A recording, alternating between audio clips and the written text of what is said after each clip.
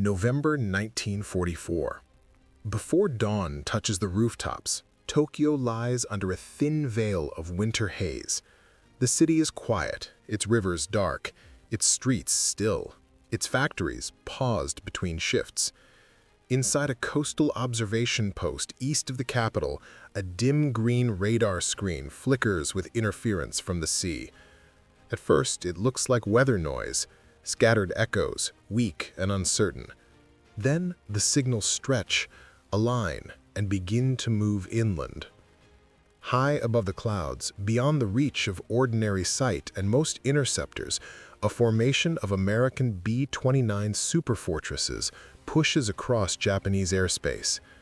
Their engines hum steadily in the thin atmosphere, a mechanical sound unheard by the city below. They are far higher than any bomber Japan has faced before, farther from danger, far beyond what many in Tokyo believed possible. Across early warning stations, startled operators lean closer to their instruments. Officers exchange hesitant glances. No alarms have ever meant this before. These are not carrier planes, not a raid from the periphery.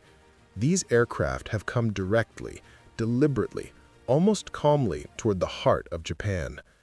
And in that silent, unthinkable approach begins the realization that the old assumptions no longer stand. The moment that leads directly into the world that made this possible.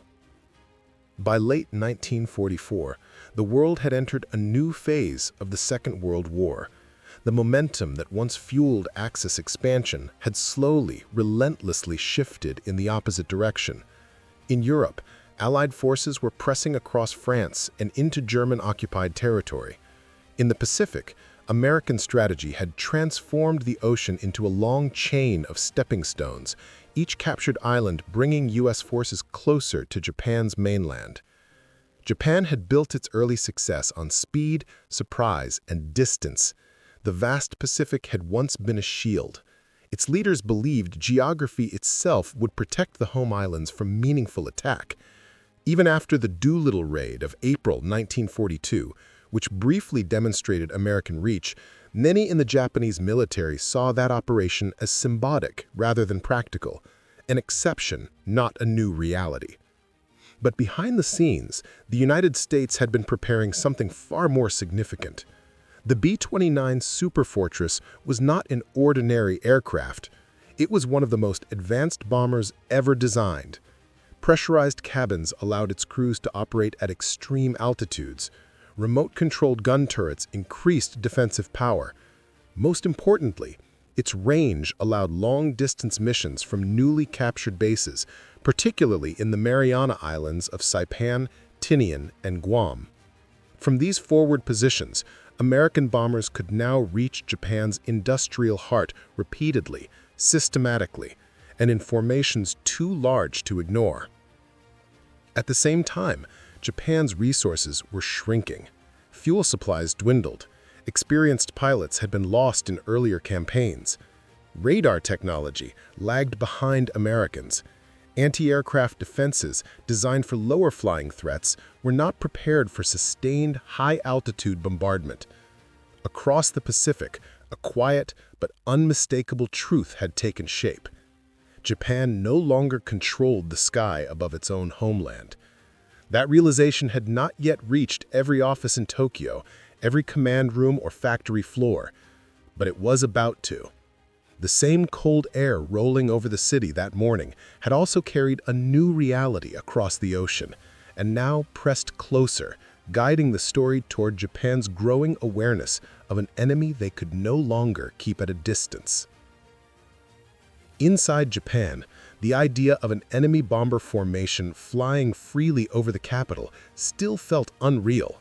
For decades, military planners had treated the home islands as a final sanctuary.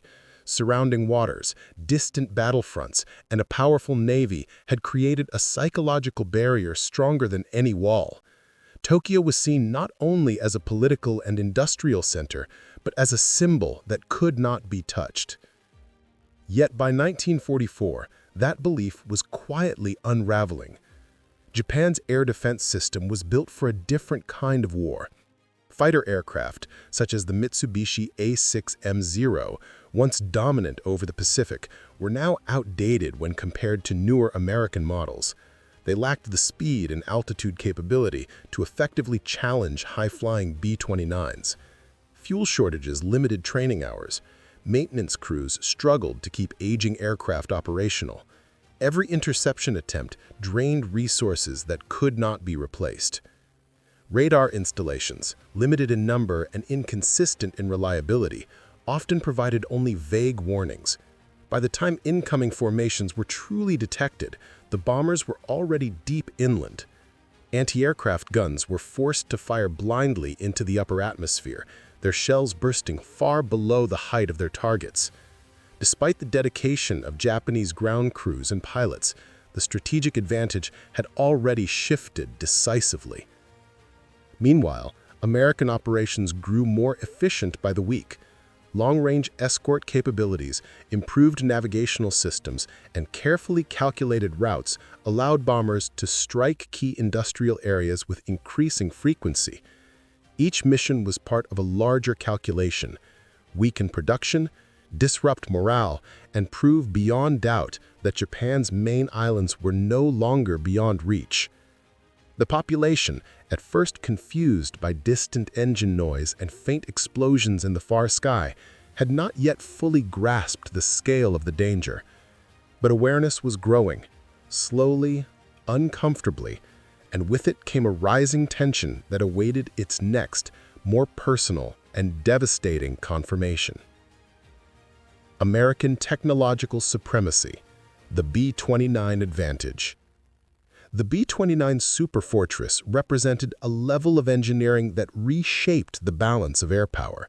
Standing nearly 100 feet long, with a wingspan wider than a city street, it was unlike anything Japan had faced before. Its 4 massive engines lifted it higher than most interceptors could climb. At altitudes above 30,000 feet, freezing air surrounded the aircraft, yet inside its pressurized compartments, American aircrews worked in conditions that felt almost artificially calm. These were flying fortresses in every sense. Remote-controlled gun turrets allowed gunners to defend the aircraft from multiple angles without ever exposing themselves to open air. Advanced bombing sights gave crews unprecedented accuracy for the time. Each detail reflected months of research, thousands of engineers, and a nation capable of mass production on a scale the Axis powers could not match. This was not just a bomber, it was a symbol of American industrial strength. The human side, crews in the silent sky. Inside these aircraft, young American pilots, navigators, gunners, and engineers moved through narrow metal corridors with practiced discipline.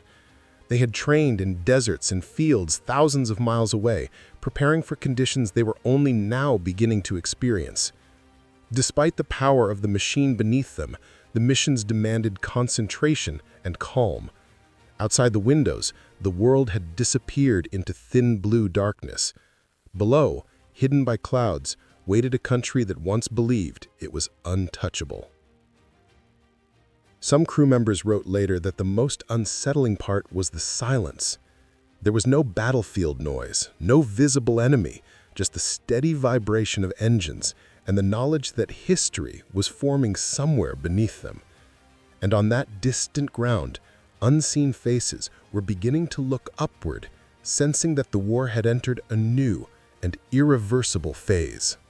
The Japanese military perspective, confusion, and disbelief. When the earliest reports reached regional command centers, they were met with hesitation. Some officers believed the readings were faulty. Others suspected small reconnaissance flights rather than a full-scale bomber formation. For years, Japanese planners had assured leadership that American aircraft lacked the range and stability to conduct sustained operations over the home islands.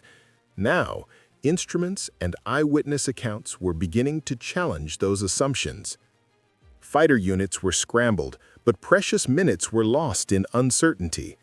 Pilots climbed aggressively, Engines pushed to their limits as they searched a sky that felt strangely empty. The bombers were simply too high, too fast, and too organized. By the time visual contact was made, the formations were already positioned with deliberate precision. The sky above Tokyo, once seen as a domain of Japanese control, felt suddenly foreign. Defensive limitations. Technology left behind. On the ground, anti-aircraft crews adjusted elevation angles beyond their training limits.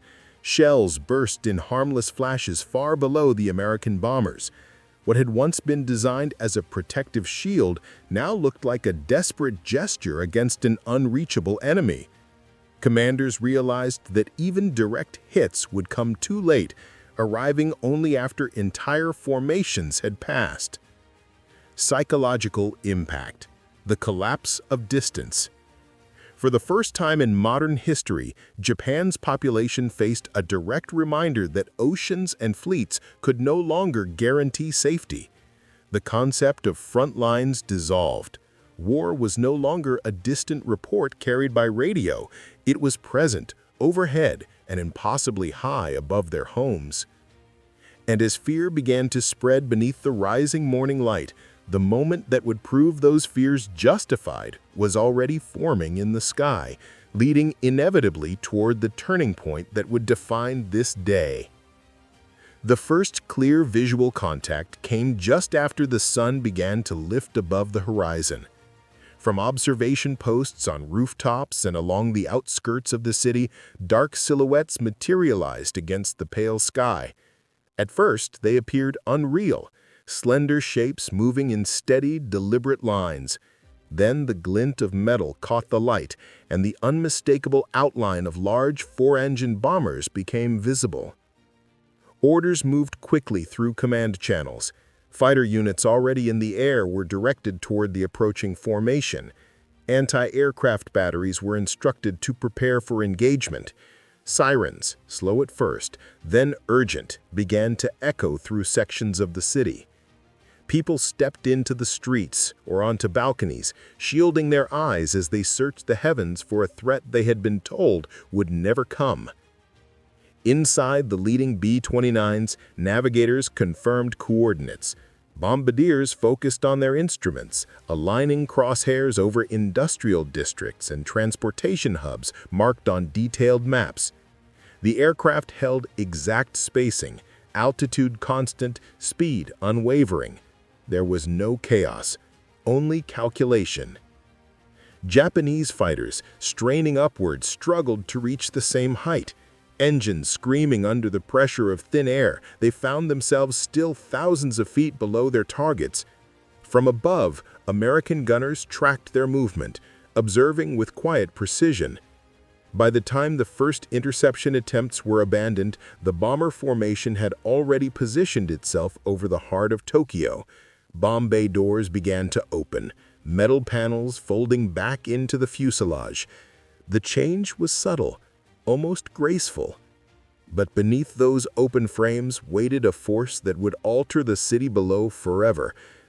And in that frozen instant between opening doors and falling steel, Japan's final illusion of distance shattered completely. The first bombs fell in near silence.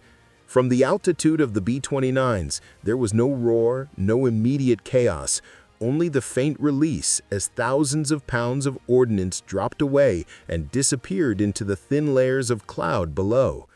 Several seconds passed. An eerie pause hung in the air, suspended between action and consequence. Then the ground answered. Deep, concussive shock waves rippled upward, distorting the air itself. Fire flashed through entire blocks, followed by towering columns of smoke that began to coil into the sky. Industrial zones ruptured as flames raced along rooftops, through wooden structures, across storage yards filled with fuel and material. Railway lines twisted, warehouses split open. Shock and heat swept through nearby neighborhoods faster than the alarm bells could reach them. From the bombers above, the scene transformed into a spreading landscape of fire. What had been a city of division and order dissolved into moving patterns of bright orange and black. Crew members, trained to observe and record, stared silently at the magnitude of what was unfolding beneath them. There were no cheers, no celebrations, only the heavy realization of why they had been sent and what power now rested in their hands. Below, Tokyo's defenders could do little more than watch. Fire crews rushed from one inferno to another, overwhelmed before they arrived. Communication lines failed. Commanders struggled to regain control of a situation that had already passed beyond their reach. In that moment, it became clear to every level of leadership, military and civilian alike, that this was not an isolated incident. This was the beginning of something relentless. And as the last bomb struck the earth and the B-29s turned slowly back toward the eastern horizon, the true consequences of this new era began to take shape. When the final echoes of the explosions faded, an unfamiliar silence settled over parts of Tokyo. It was the kind of silence that followed devastation, broken only by distant fires, collapsing structures, and voices calling out through smoke-filled streets. Thick columns of dark clouds hung above the city long after the bombers had vanished from sight, marking the path they had taken as clearly as a scar across the sky. Initial reports were fragmented and incomplete. Communication lines, damaged by the blasts, failed to transmit accurate information to Central Command. Railway hubs had been struck, manufacturing plants stood partially destroyed or burned beyond use. Storage depots that once held critical supplies were reduced to twisted metal and ash. The true cost was difficult to measure at first, but the impact was undeniable. Within military headquarters, confusion turned into quiet urgency. Officers who had once believed in the natural protection of distance now faced undeniable proof of vulnerability. There was no longer any question of whether the United States could reach Japan.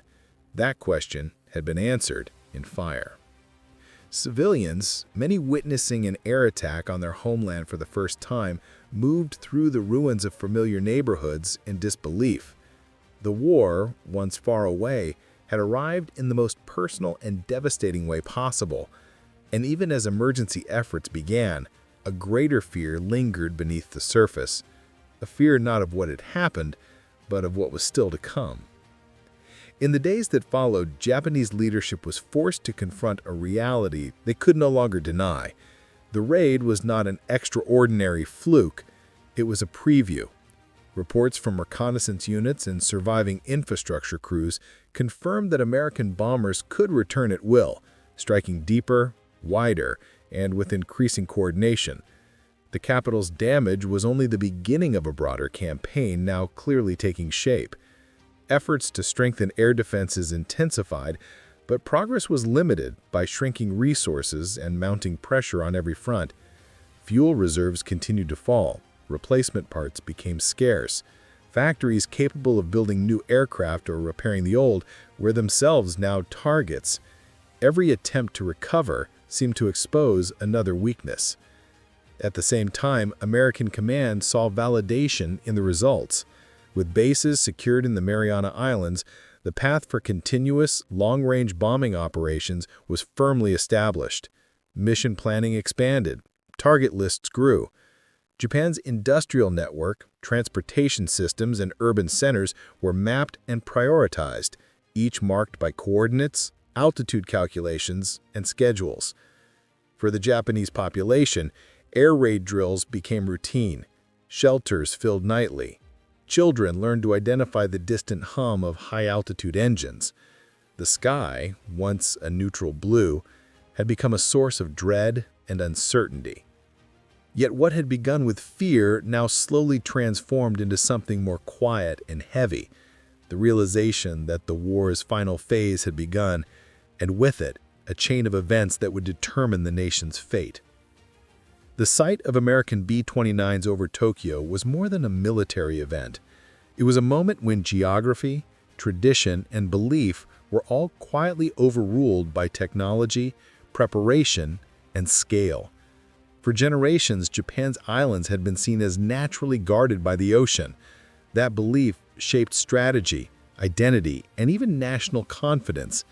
In November 1944, that invisible shield finally disappeared. The Superfortress did not just carry bombs, it carried a message about the future of warfare. Wars would no longer be decided only at distant borders or contested seas. They would be shaped by industrial capacity, scientific innovation, and the ability to project power across continents. The attack demonstrated that in the modern world, distance no longer meant safety. No nation, no matter how isolated, could remain untouched. For the American crews, the mission represented both duty and burden. High above the clouds, they performed tasks measured in coordinates and altitudes, yet below them lived ordinary people, caught in the machinery of a global conflict. Their experience reflected one of war's central contradictions: technological brilliance paired with human tragedy. Victory was built on precision, planning, and sacrifice on both sides of the sky. For the people of Japan, the raid marked the beginning of an ending. It shattered any lingering sense that the war might be kept away from their cities, their homes, their families. It forced a nation to confront vulnerability in the most direct way possible, not as rumor, not as news from far away, but as fire and smoke rising from familiar streets. History often turns not on speeches or treaties, but on singular moments of realization, the moments when a world changes shape without warning. The appearance of 16 distant bombers over a sleeping capital was one of those moments. From that day forward, the war moved on an irreversible course, one driven not only by armies and fleets, but by an understanding that the age of unreachable nations had ended. The sky itself had become a battlefield.